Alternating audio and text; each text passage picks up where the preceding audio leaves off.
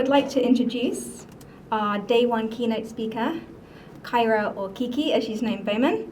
So Kiki heads the communications office at the United Nations University in Tokyo. She delivers global and local focused communications, and she is an expert at creating content with powerful messages through design. Today, Kiki will be giving a keynote lecture on designing meaning in communication. Welcome, Kiki. We're very excited to have you here.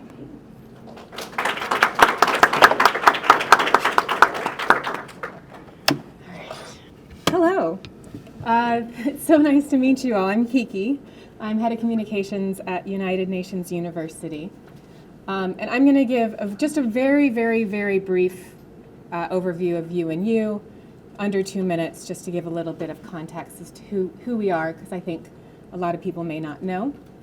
So we, in 1969, Secretary General U Tant proposed the creation of a university that would be truly international in charter and devoted to the charter objectives of peace and progress. So we were actually established, our headquarters was established in Japan in 1975. So we're having our 50th anniversary next year. And despite being called United Nations University, we didn't actually have students until 2010. And we graduated our first students in 2012. So what we do is we do solution-focused research. We're a think tank for the UN system, and we're also an academic institution. Our overall goal is knowledge to transform the world. So we generate knowledge with diverse global stakeholders to equip people with the evidence needed to create a secure, equitable, and sustainable future for all. We research into all 17 of the SDGs, which is a little unusual. I think most just do partial of them, but we do all of them. And then this is where we're located globally. So we're headquartered in Japan. We have 13 institutes globally. Each institute has a different area of focus, and then we also have operating units and admin and other units globally as well. Okay, so that was the basic intro, just to get it done. So today I'm going to be talking about designing with intent. And I'm going to talk about ways in which design goes right, ways in which design goes wrong, and 4 things that I've found over 15, 20 years, however long I've been doing this, 4 things that I think are essential in order to design with intent. So basically, this is my entire career in about 20 minutes, but that's fine. So to start, I think also just a note on this global and local. So I've done global to local, local to global. I've kind of done both ways. And I think when we're talking about design, it's a really, really, really important conversation to have when we're talking about designing with intent. So I touch on this a little bit, but I think it's a really important note when we're talking about global and local. Okay, so I am qualified to speak on design. So I have been working in the private sector. Before I worked at UNU, I was in the private sector working in branding agencies, working in digital agencies, working in advertising and marketing and communications. So I've been working with designers for about 15 years. In Tokyo, before, I was working at arguably the best advertising and marketing company, depending on what list you believed, as operations director, running the design department, running the creative team, hiring designers. So this is a world that I've been steeped in from a variety of different angles for a really, really long time. I'm not qualified to speak on design because I'm not a designer.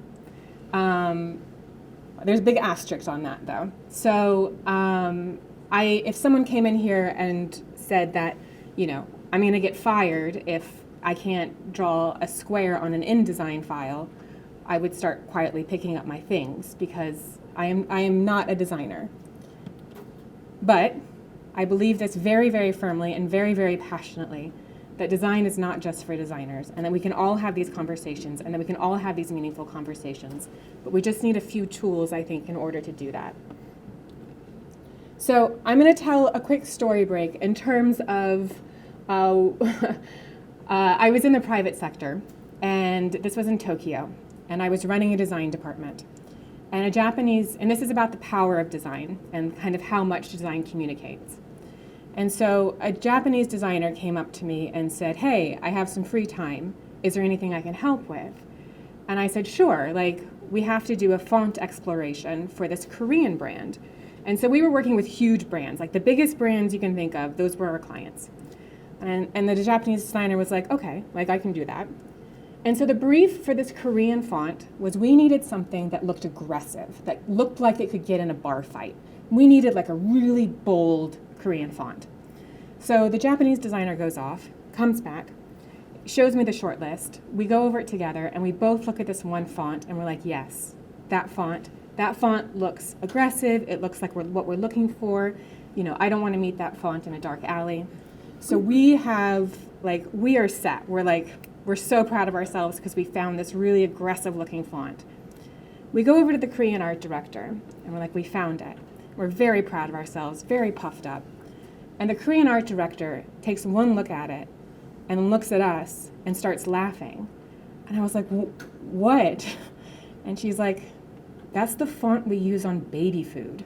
And I was like, oh, well, okay. So then we had to go back to the drawing board. So I think, you know, especially when we're talking from global to local, designing with intent is really, really important. So the first question I have, and I'm not going to ask anyone from the audience this, but in your heads, just to set the stage, what do you think good design is? Just have a think. I'm not going to ask you. I just have it in your heads. Unfortunately, you're all wrong, because good design is stuff I like. So what I mean by that, and I'll explain a little bit more in a second. So the real answer to this is quite flat, or the flattest answer I can give to this is good design meets its goals. It's a lot more nuanced than that. There's a lot more to that, but that's the easiest answer. Now, what I mean by good design is stuff I like. Another story time. So when people move to New York, they tend to move to New York with like $5 in their pocket and a dream. And I just moved to New York with $5 in my pocket. I did not have a dream. I had no idea what I was going to do. So I started selling makeup at Macy's, and I was terrible at it. And I was like, I have to get out of here. So I got a temp job as a receptionist at a design agency, a branding agency. And I was really excited. I was like, this is my break. This is it. I'm gonna get in. And so the head of strategy comes over to me and she goes, hey, can you help me find swipe for this deck? And I said, absolutely, I can help you find swipe. I could not, yes, I will. I had no idea what swipe was, and I had no idea what a deck was, but I was like, I will do this. So I asked some designers, and I'm like, hey, what's swipe and what's a deck? And I find out that she wanted images for a presentation deck, images for a presentation. And this was a huge client, a major coffee company out of Seattle, which you've definitely heard of. And I was like, cool, I got this, no problem. So I am going through images, and I'm like, okay, I get all my images stacked together, and I email them to her, and she's sitting in a conference room, and she doesn't know I can hear her. And she opens up, I can hear her opening the file, and she's like, oh, let's see what Kiki sent over. And then there's a little pause, and she goes, well, that's a shame. She just doesn't have any taste, does she? And I was devastated. And I was like, okay, well, I'm just going to go back and sell makeup at Macy's because I don't have any taste. But then I was like, no, I'm not. I'm going to figure this out. Like other people have learned how to have taste, I will learn how to have taste. So what I did is I started just asking the designers where they got images from. And I just started looking at images. And then after I started looking at a lot of images, I started noticing which images I liked and which I didn't. So then I was like, okay, so now I know kind of what I like. And then once I started kind of figuring out what I liked, I started naming why I liked it. And so I went from looking at a lot of stuff, liking things, and then naming things. And once I started to be able to name things, that's when things started clicking for me. And so this was the process I went in order to get taste. And so now I have a little bit more of a sophisticated method. But when I say good design is stuff I like, it's because I've earned the ability to say that through putting language to things. So when we're talking about design, these are the 4 things that I think are essential for me and my process and what I think you need to design with intent. You need common goals, shared vocabulary, feedback, and attention to craft. So I think the common goals and a shared vocabulary are kind of your building blocks in order to have feedback and an attention to craft. So let me tell you what I mean. So for every department, for every organization out there, there needs to be a value system as to why design matters. So for my institute, the reason why design matters is trust. So if we send out a policy brief, and that policy brief is not well formatted, what we do is we run the risk of someone saying, if they can't even format a policy brief, how can I trust their data? And we never want that door to open, right? We always want to say, we are safe, we are secure. We are always trying to build trust with design.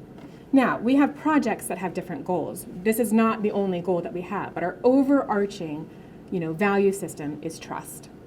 So I think every organization should have that in their, have that defined for themselves. And so this is another story about trust, is that I was working in a digital design agency, and the head of it was on a run one day, and he had an app that tracked his runs from a major shoe company. And he was running, and he was training for a marathon. He had so much data in his app, and halfway through his run, the app crashed. Now, my boss worked in digital design. He built apps. He knew exactly why apps crash, and it has nothing to do with the shoe company of that app. He knew this. He knows that. He knows how it all works. Except his experience was, if this company can't even make an app work, why should I trust their shoes? And so when we're putting out design, we're putting out an experience of who we are. And so every experience you want as crafted as possible, because you may only get someone's attention for 3 seconds. So design is so important to help craft that experience. So the second thing I think anyone who works with the design needs, they need a shared vocabulary on the team. So here's the common design building blocks. You have shape and value and color and line and space and all of those. So this is a vocabulary you could use. And here are the principles. This is how you would use those building blocks. You have balance and patterns, proportions, and variety. And again, these are vocabularies you could use. But the most important part is that you have a shared understanding of your vocabulary. I've been in countless creative meetings where one person said, I want A, the other person said, I also want A. They go off, they come back, their A's were completely different, and now we're on totally different pages again. So having a shared vocabulary is really important. All right, so now we're going to get into the meat and the potatoes and starting to pull all this together. So feedback. So if you want to be intentional with your design, this is what I found to be the most useful approach. And this is also how to give feedback, and this is also to learn what you like. You start with what you literally see, and then you look at the story you interpret. I often see people conflating these two conversations, and it really confuses things. So let me give you an example. So what do I literally see? I see a line going diagonally. I see space below and above the line. I see, at least on my screen, I can't tell what it is, but on my screen I see a yellowy beige color. And then in the corner, and it might be hard to see on the screen, but in the corner there's some texture and like kind of a different, maybe lighter color. I see two forms on the line. The forms above the line are a little bit more round. The forms below the line are a little bit more rectangle. I see that on top of the line is lighter than on the bottom of the line. I see on one side of the form that is lighter than on the other side of the form. And that's what I literally see. Now, what I interpret is that this is two birds on a clothing line. And I see this kind of texture at the bottom of the screen as a cloud. And I see the space above and below the line as sky. And because there is a lighter on the top and on the sides, I see a light source, as I say the sun, coming up from this side. So what I see is the sun here, the clouds here, two birds on a wire. And how I interpret all of those things The sun's just come out after a storm. The storm is moving out in the corner. These two birds have come to the wire and they're come to the rope and they're here to sing. This is a story of hope. So that's my interpretation of it. What I would then say is that our goal? Is that what we're trying to do? So what we're looking at now is what I see, what I interpret, and how that relates to the goal. And it's always the interplay between these two things. So if what I see and what I interpret, if that does not make our goal, then we go back to what I see. And then we just keep doing that loop, and it's an iterative process. We go in and out until we get closer to our goal. And I want to make something clear. Me learning how to interpret design, it wasn't an act of doing. It's an act of listening. So, for example, if you're walking down the street and you see a new clothing store, and it's a high-end clothing store, you've never seen this brand before, you've never seen this clothing store before, it's brand new to you, you automatically know it's a high-end store. And so the question is why? Why do you, and when I say high-end clothing store, probably something came into your head. You imagined something, you saw something, there was some sort of something that happened inside your head. So what that high-end clothing store is doing is giving you lots and lots and lots of design signals to tell you it's a high-end clothing store. It's how it's laid out, it's the materials, it's the color scheme, it's the logo. All of those things are information to tell you, without you ever having to know it, that's a high-end clothing store. All of those things are available to us as communicators as well. But the private sector, I think the private sector is really, really good at using design as a powerful tool. And I think they do it, if you go into a grocery store, you're going to start to see there is a thousand ways in which design is being used to tell you a story. So what I'm doing when I'm talking about design, it's not inventing a story. It's taking the story that's happening, bringing it to the forefront, and starting to parse it apart and pick it apart and see what's in there. So it's a slowing of the brain rather than trying to create something. Now, this is really, really important, especially when we're talking about going global. So I have talked a lot about the story that I interpret. That is from my context and my understanding. But if you're going global, if you're going outside of your culture, if you're going someplace else, you need diverse voices in the room. You need a lot of interpretations. You need a lot of perspectives. I heard a story recently from an agency that put a peace sign on something, and it was going globally, and there was a certain culture that sign was almost offensive, and there's all of these things that are really important to think about when you're talking about design, because you're trying to design with intent. You're trying to build meaning. And there's so many ways to build, we could have sent baby food out on this really aggressive campaign. So having diverse voices in the room is essential. And so here's another example, and I'm not saying having Americans in the room is necessarily the pinnacle of a diversity, but this is just an example that came up in my feed recently. And it's from a design company, Design Keynote, which you can look it up on their Instagram. But they made a video about fonts hated in America, which is very funny. And the first one was Comic Sans. And I was like, of course everyone knows Comic Sans is hated in America. It's like, why? I was like, no, why would anyone know that? And so this was designed to show Japanese designers, if they're working in America, what fonts to avoid. And so, and again, like if you're a science communicator and you're putting out a policy brief in America in Comic Sans, that's going to be a problem for you. So, diverse voices are important in terms of reputation management. All of these things are all really tied together. Okay, so now I'm just going to go through some examples and start to kind of tie it all together. So the first example, the goal here is to grab attention. So for me, this is a very successful piece of global design. So this was built, this had nothing to do with this design, for the record. This was from the UN. This is their Pledge to Pause campaign. The goal of this campaign is to get people to stop and to think before they share information online. It's a misinformation and disinformation campaign, or to stop misinformation and disinformation. So I think this campaign is very successful because it has such a bold color story and because it has such a powerful shape story. You know, it is something that arrests your attention and it does kind of make you pause. Now, I also think it's interesting because from my context, that shape means stop, and those two lines mean pause.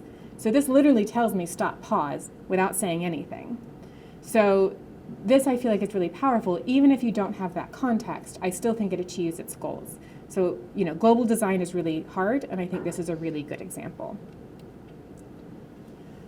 Sometimes you want your design to get out of the way. So here's an example that I think is really successful of a design that gets out of the way. So when I look at this, the first thing that I see is the space. And so there's a lot of space around this design. And when I see that amount of space, you know, the way that I interpret it is there's like almost breathing room, right? So it feels open. It feels like there's space in it. And then I look at the color, and there's a lot of different greens in there. And so that to me reads as organic, as natural, as environment. And so now all of a sudden we have this spacious, you know, design that also has all these organic elements to it. And then we look at the forms. And these forms are really, they look organic, but they're also interesting. They're not something that I'm used to seeing. And so that makes me, when I look at the title, Biodiversity in Kanazawa, suddenly it all kind of feels as one, because it's like, oh, there must be like such rich biodiversity because we have all of this space and all of this organicness. So I think it's a really successful piece of design that gets out of the way while still supporting what it's trying to do. And there's also some subtleties in here, which I didn't work on this, again, so I don't know. But this is something our institute worked on. But there's also some really interesting subtleties where you have these like lines in the leaves, which match the lines that are kind of going through the page. You also have, I don't know if they did this on purpose, but the ending sentence makes a really nice line down the page, which also feels very organic. So there's all of these things that are kind of bringing all of this together to make design that is supportive but out of the way. So useful. Sometimes the goal is to make things useful in our science communications. Here is a situation where it wasn't useful. So I think this was the World Bank. They had all of these PDFs that had all of this really rich, exciting, this is from 2014, so this is old. They had all of this really exciting data and research in it, and nobody was reading it. I think it was like a third of them never got downloaded once. And it was, you know, it was because like all of this data was really hard to access. It was really hard to use and access and get to because it hadn't been translated out. So design is another tool that can help, maybe have helped things along the way. Sometimes design is to make things understandable. So here is a title of a project that we had. And then this is how we laid it out. And I think what I really like about this is that, so I read all of those forms as buildings, as urban sprawl, as urban space. And what I like about this one is that the line is really high on the page. And so you have this really high line on the page, and then you have this space up front, up top, which I read as sky. And it almost looks as if the sky is getting crunched. And so the whole image gives me this feeling of crunching. And so when I read the title, Urban Expansion and Its Impacts on Land Tenure in Ethiopia, the design is doing exactly what the title is doing. And so it's putting it all together in a way that makes meaning. And then sometimes it's to make things accessible. So another way that I look at design is I look at, in terms of hierarchy, where my eye goes to first. So just so quickly, the original is on the I guess your left. The original's on the right on the screen, and then we did this article on the left of that. So if I'm looking at this, I read the science article and I think, oh, okay, I'm not sure. But then I look at the way that we translated it out. And, you know, for design, I'm going to look at hierarchy in this case. the first place my eye goes to is her face because it's covered in yellow. The second place my eye goes to is our world because that's the next highest and biggest thing on the page. Then my eye goes down to the title, which is China, and then it goes down to the wind turbine. So that's the route my eye takes. And so then what I think is, okay, this is a story about her. This is a story about our world, so this is a story about me. This is a story about China. This is a story about wind turbines. And so the design is supporting what the editorial is doing. And then the last example I have is, sometimes the goal is to simplify. And so I'm a very design-led communicator. I very, very, very, very much believe in the power and design. I'm very passionate about it. Often when you're designing, you're starting with your editorial. You're starting with your story. For here, I started with a container. And so the brief was, you have 5 slides, and this is just still in draft, but you have 5 slides.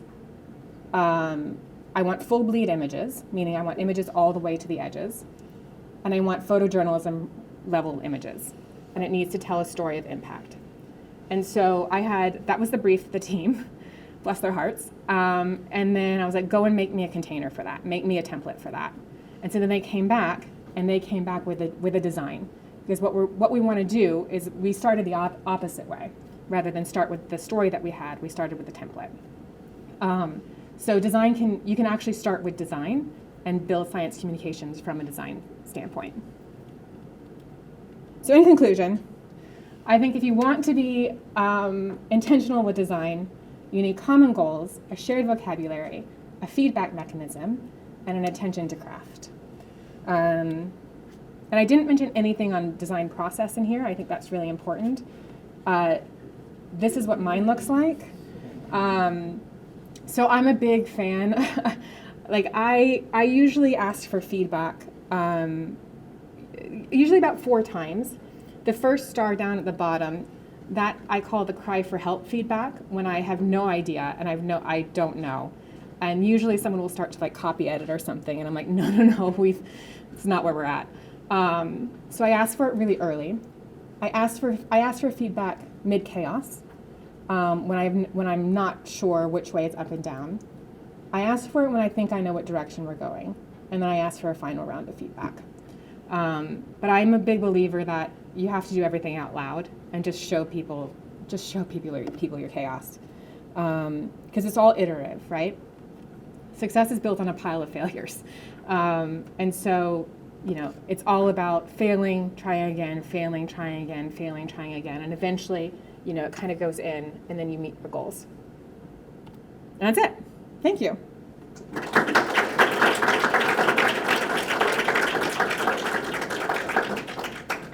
Any questions? Yeah. Thanks for a very interesting talk.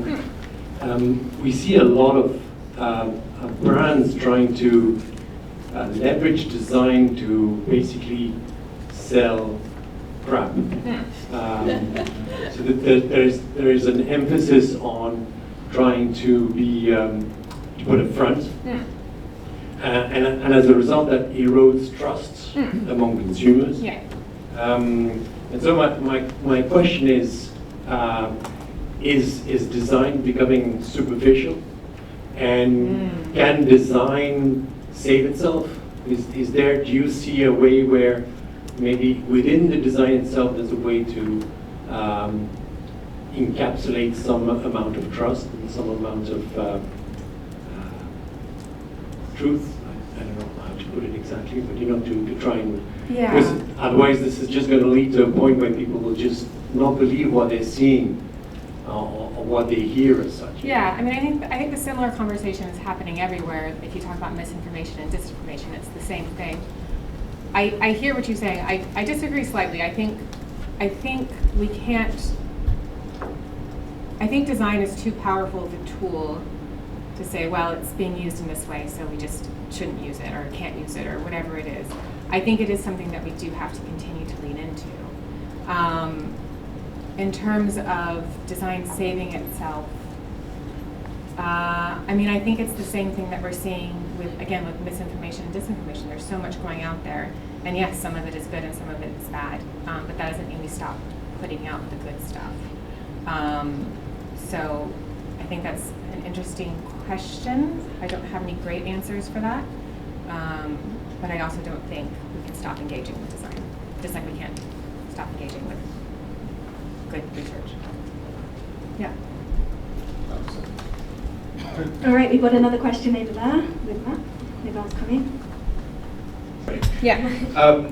So yeah, I found your comments about feedback to be quite interesting. Actually getting it at an earlier stage, right in the middle of the chaos.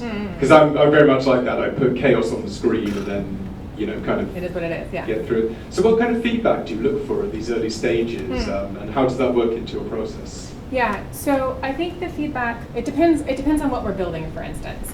So, you know, if we're building an annual report, let's say, that's not a great example, but so what we're going to do, and I think in shapes a lot. So what I'm going to do is, if I'm doing feedback for an annual report in the chaos, I don't have anything yet. All I have is a series of shapes. And I basically show them a puzzle. Like, this is how I think it's going to puzzle together. Do you agree with this overall structure? Because if you don't agree with this overall structure, then I need to go all the way back. So it's about kind of, like if I'm going to build something, I'm going to build the shapes first, and then I'm going to get alignment on the shapes. Once we have alignment on the shapes, then I'm going to kind of start building the content, and then I'm going to get refined, more and more refined as we go, rather than try to build it all at once, and then they say, no, that's not what we wanted at all, and you're like, okay, well, now I have to take everything back to the beginning. Okay, yes. So I'm actually a little interested in a point you made about your design first philosophy. Not always, but sometimes. Yeah, not yes. always. And the thing is, I was wondering if you could go into a little more detail as to where it is applicable, because I work mainly with press releases, Yeah. and I cannot see how that would work No. with press releases. But I'm a little at a loss to think of examples where it would be beneficial. So could you highlight a couple? Yeah, social media is one. So if you're building a social media campaign, editorial, you could potentially not so much as editorial, but I would say mainly in like social media. If you're building something for that, it would be a good place to start design first. Yeah. Hi, David Kornhauser from Kyoto University. Thank you so much for a great sort of pushing for design message, which is not heard enough, I think, especially in an academic environment. Not talking about our university, but actually a different university. I was helping a big rebranding project recently, and as often happens with our institutions, the final decision comes down to senior people who don't know anything. Yeah. The very expensive consulting people that they hired had their own ideas. So there was kind of a big culture clash going on, even though they're all Japanese. And they weren't really talking the same language either, which was very interesting. So I was sometimes helping translate amongst the different Japanese persons because they couldn't talk to each other very well. So it kind of ended up as a rather large train crash at the end. Yeah. And everybody had to kind of agree on sort of a vanilla, very generic looking solution, because that was the only thing that would work for all of the participants. Given that kind of disastrous scenario, what sort of advice might you have about how? Yeah. I mean, how many of us have been in a similar situation? I think we've all kind of seen varieties of this.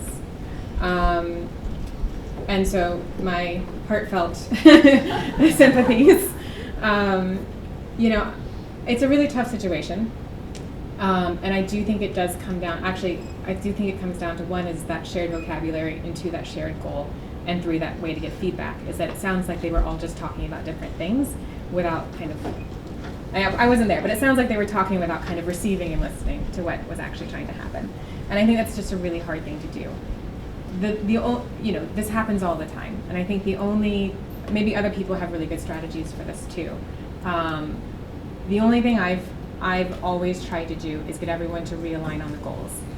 And then once everyone can realign on the goals, then we try to realign, realign on what we're talking about. Then we try to realign on our feedback. And so I think it's it depends on how much time you have too and how much success you can have. But it's not an easy situation. But I don't know, does anyone else have any experience in that maybe? Thoughts? But yes, it's a hard one.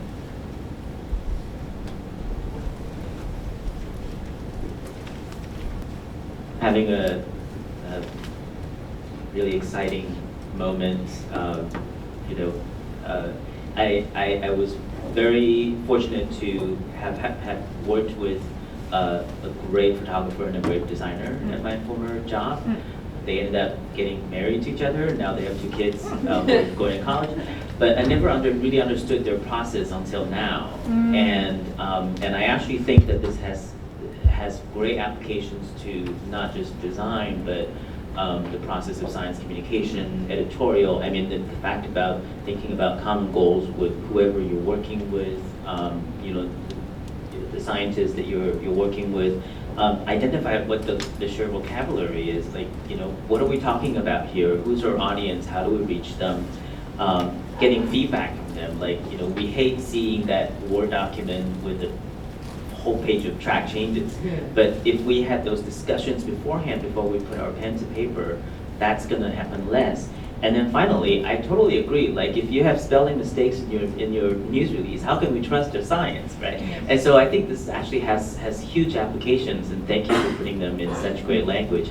And I also want to really, really commend, I just came from a 3-day conference where people were talking about science communication, not using the craft of science communication to present the results, and you just use design to really help us understand this process, and I so appreciate it. Thanks.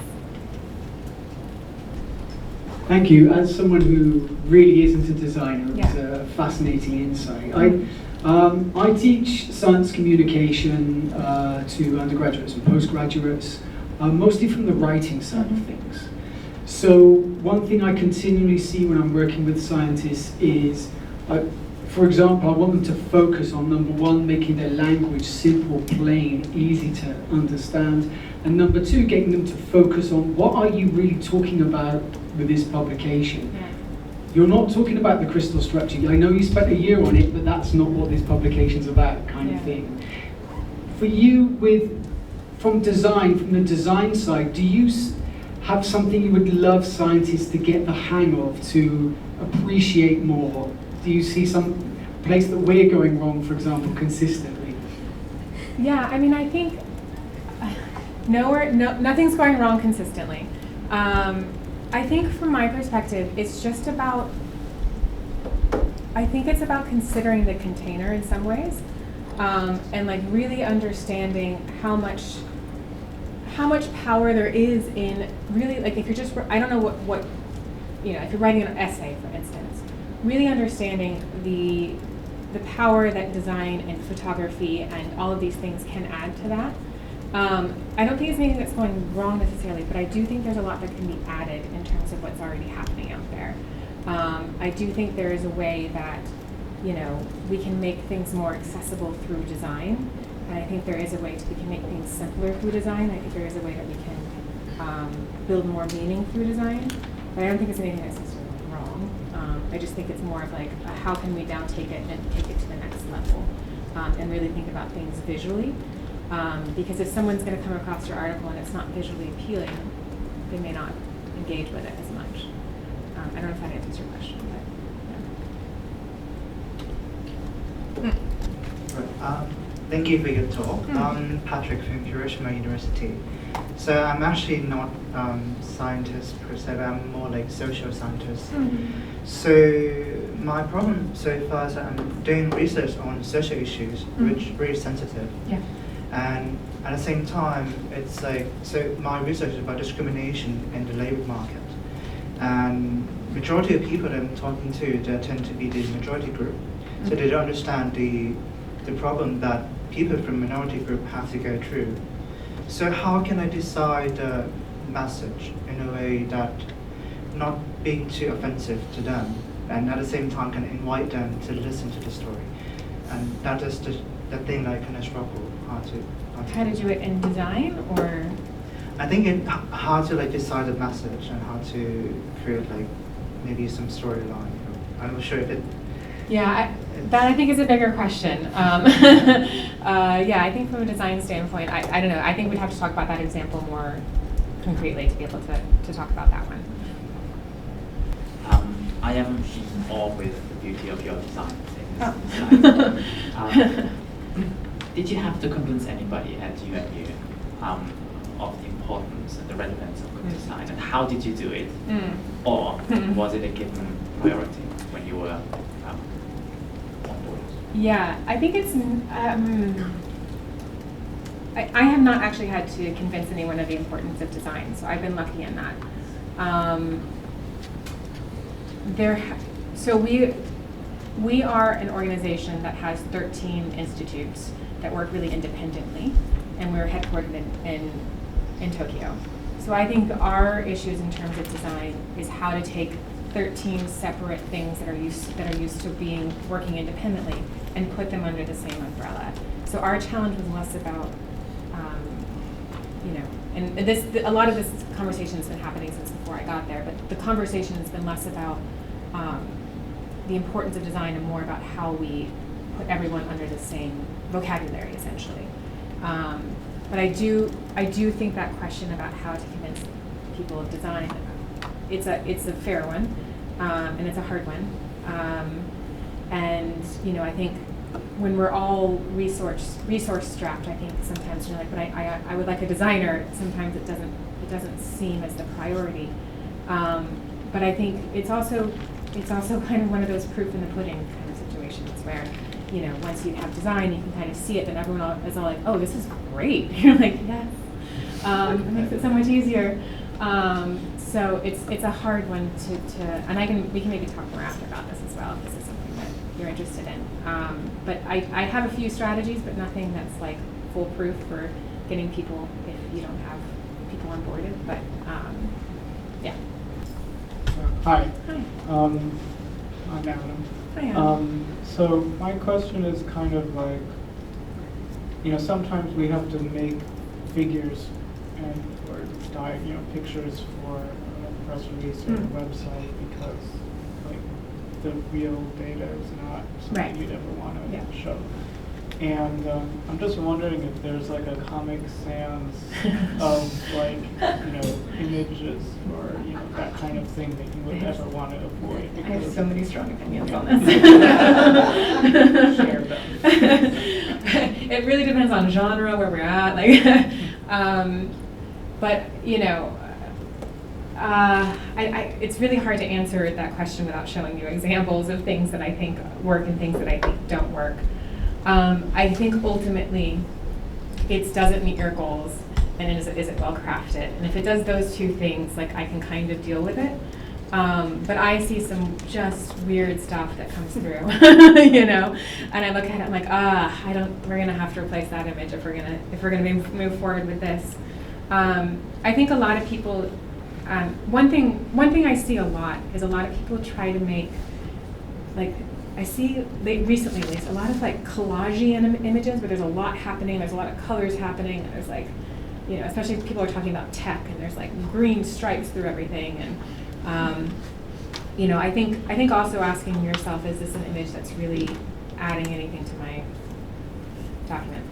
Yeah, there isn't any Comic Sans per se, but I'd have to, if I was shown some examples, we could talk about it in terms of examples. All right, thank you very much. Thank you.